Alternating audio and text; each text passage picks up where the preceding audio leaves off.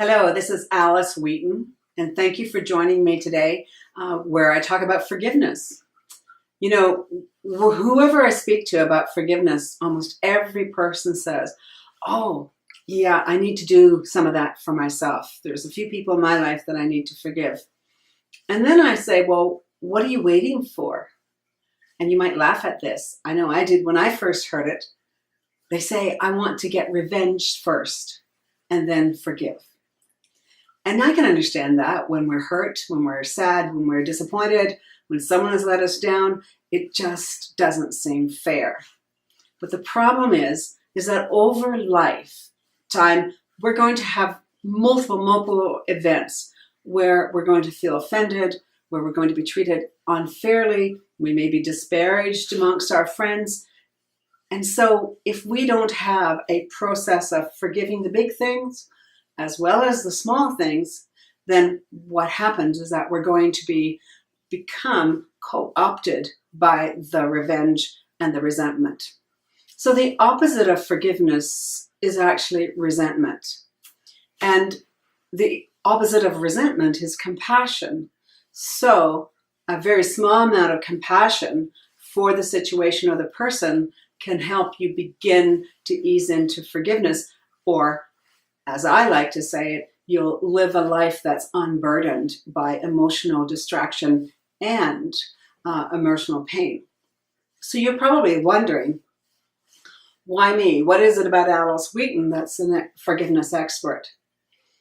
Well, I'll tell you a story. 10 years ago, I was visiting my elderly dad, and I had a relative that has been angry with me for a very long time. And he's angry with me because we were comparing our parents, and I actually said I preferred my mother. Sorry about that. I preferred my father over my mother. And he became very angry and said he'd never speak to me again, and he didn't. But I had adored him and loved him and looked up to him. So suddenly that relative was not available for me. So I was visiting my dad, and it was in a northern Newfoundland. And in the middle of the night, around 1 a.m., I was awoken by a voice in my head, and it said, get up and start writing. Well, I needed to sleep, and so I started to argue, literally out loud. While the voice was a thought in my head, I was arguing, no, I need to sleep. I need to sleep. I've traveled a long ways. But the voice kept persistent and kept saying, get up and start writing. So I got up and started writing. And I wrote the book Imperfect Forgiveness that's now translated into 7 languages around the world. It's endorsed by Deepak Chopra and Marianne Williamson. And what I discovered as I wrote it is that everything that had been inside me, all the pain, the anger, the frustration, the neediness, the fear, doubt, and insecurity, actually I was guided to write that down into this book. And if it hadn't been for that relative whom I had adored distancing from me, that book would never have been written. And so what I learned is that whatever shows up in my life can be transformed. And when we transform how we feel about the event, then we can actually transform our lives.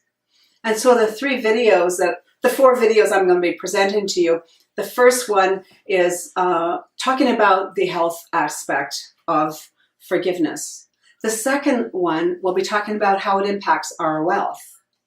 And the third one impacts our love life, our relationships, and whether or not we have great sex. And you might wonder, well, what the heck does forgiveness have to do with great sex? Well, that's going to be in the 3rd video, and I'll be happy to share that with you then. So, as I've worked with people over the years, I've come to understand that there's 4 kinds of forgiveness. And when I hear people talk about, I have to forgive someone, I quickly encourage them to realize that you don't have to forgive someone in one fell swoop. If you're ready today, you can begin to forgive with 1%.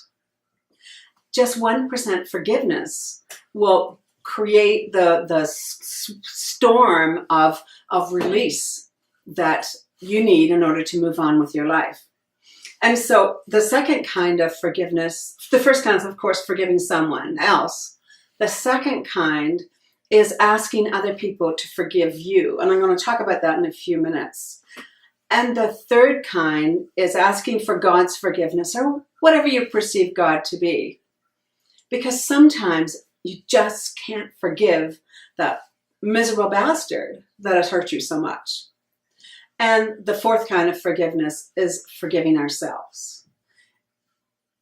When I work with my clients in coaching situations, I'm sometimes just humbled and devastated for a period of time inside myself that people are so hard on themselves. People go into fear, doubt, insecurity, procrastination, fear of failure, fear of rejection. And a lot of that is just another way to be hard on ourselves for being a perfectly imperfect human being. And so what would it be like if we could forgive those four areas of dispute again and again and again, and do it easy and quickly?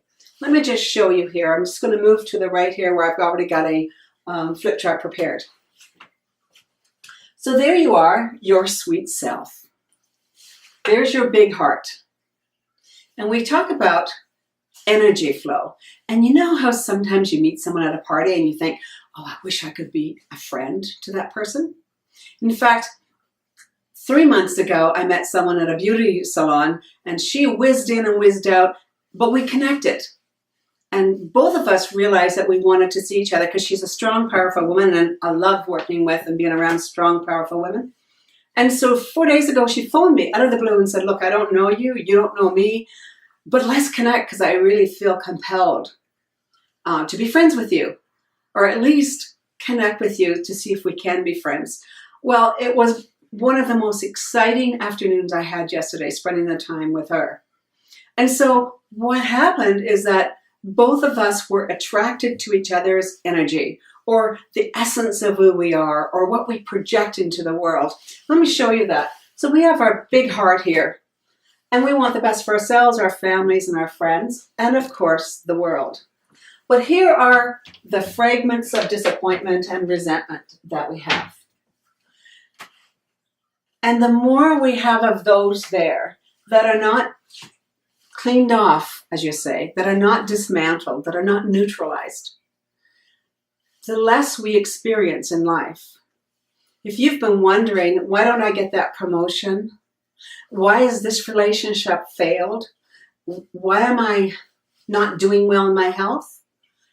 It might be some of this. It might be that there are these issues that are stuck there, and for want of knowing a process, then they're actually holding you back, but you're not aware of it.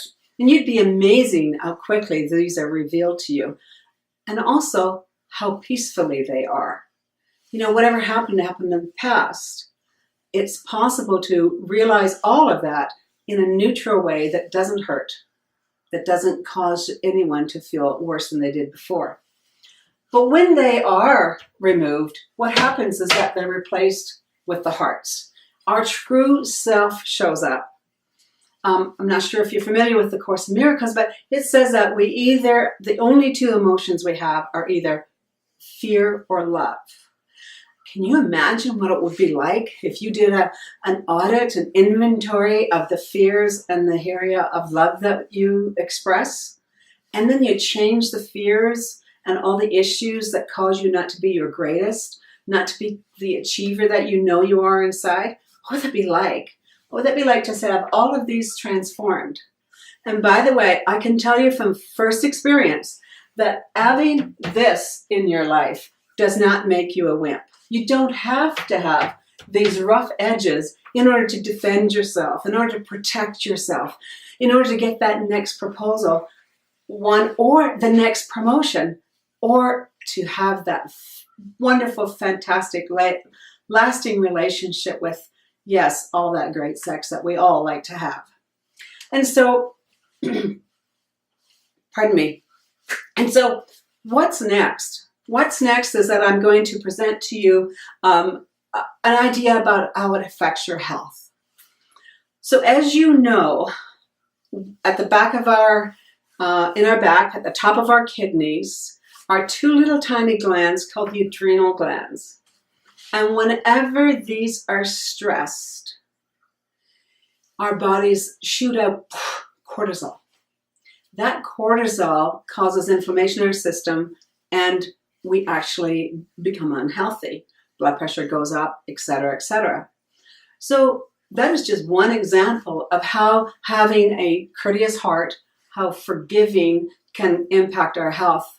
There's another way it can impact our health, and that's in a more superficial way, in that it makes you look at least 10 years younger.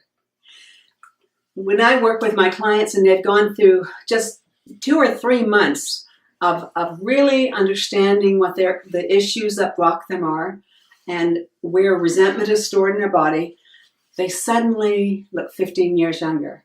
I'll tell you why. Because when we're burdened with this, it's painful and we shrink. We think we're offering our best to the world, but we're actually not. And so it's my passion to transfer the knowledge of forgiveness and how it impact your life and your career and your relationships in a way that makes everyone on this planet healthier and happier and full of peace. Don't you think this world is ready for peace?